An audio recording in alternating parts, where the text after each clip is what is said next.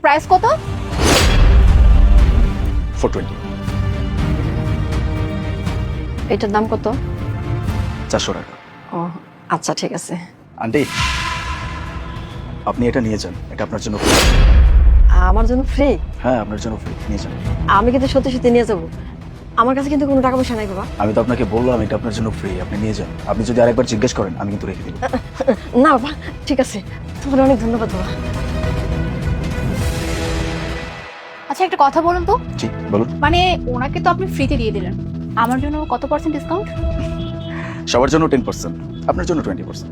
ওকে, আমি বিলটা পে করে দিচ্ছি। ঠিক আছে। আচ্ছা একটা কথা বলুন তো আমাকে, মানে আপনি যেখানে বিজনেস করতেছেন, মানে আপনি যেভাবে বিজনেস করতেছেন এতে করে তো আপনার বিজনেস লাঠে উঠে যাবে, মানে আপনার তো কোনো লাভই হবে না, আপনার শুধু লোকসানই হবে। এভাবে বিজনেস করলে হবে কি করে বলুন তো? আচ্ছা একটা কথা বলুন তো, আপনি কি আদৌ লাভের জন্য বিজনেস করতেছেন নাকি লোকসানের জন্য, কোনটা? যখন কেউ কোনো ব্যবসা করতে নামে তখন সেই মানুষটা লাভ করার জন্যই নামে। আমিও লাভ করার জন্যই নামছি। এটা তো আজব কোশ্চেন করে ফেললেন আপনি আমাকে। কিন্তু কথা হচ্ছে আপনি যেভাবে বিজনেস করতেছেন, আই মিন এই যে একজনকে আপনি ফ্রিতে দিয়ে দিচ্ছেন, আবার একজনকে আপনি 10%-এর জায়গায় 20% করে দিচ্ছেন, এতে করে তো আপনার লাভ হবে না, আপনার তো ক্ষতি হবে। তাহলে এই বিজনেস করে লাভ কি বলুন তো? আসলে হয়েছে কি, আমি ওনাকে যে ওষুধটা দিছি এটার অনেক প্রয়োজন ছিল ওনার, আর ওনার কাছে টাকাও ছিল না।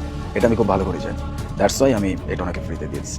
ওয়েল, মানলাম যে ওনার কাছে টাকা ছিল না, বাই দ্য ওয়ে, বাট আপনি কি করে জানলেন যে ওনার কাছে টাকা ছিল না এই ওষুধটা নেওয়ার, এর জন্য আপনি ফ্রিতে দিলেন? হ্যাঁ, এটা আমি বুঝতে পারছি, কারণ গত 3 দিন যাবত এই মানুষটা আমার ফার্মেসিতে আসতেছিল। এসে শুধুমাত্র এই ওষুধটার দাম জিজ্ঞেস করে, দেন চলে যায়। যখন আমি বলি এটার দাম 400 টাকা, সেটা সে শুনেই চলে যায়।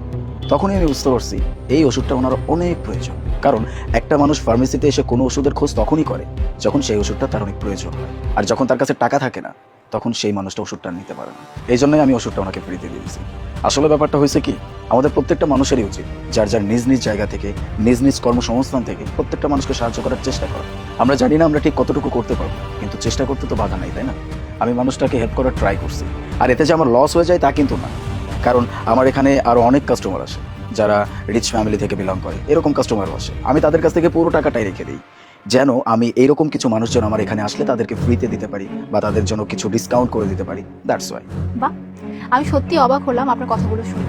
মানে এই সময়, মানে এই জামানায়ও আপনার মতো এইরকম সুন্দর মন মানসিকতার লোক আছে, এটা ভেবে তুমি অবাক হয়ে যাচ্ছি, যে কিনা নিজের লোকসান করে অন্যের উপকার করে। সত্যি আপনাকে দেখে আজকে আমার খুবই ভালো লাগলো। ইভেন আপনার কাছ থেকে আমিও কিছু না কিছু শিক্ষা নিয়ে গেলাম যে কিভাবে আসলে মানুষের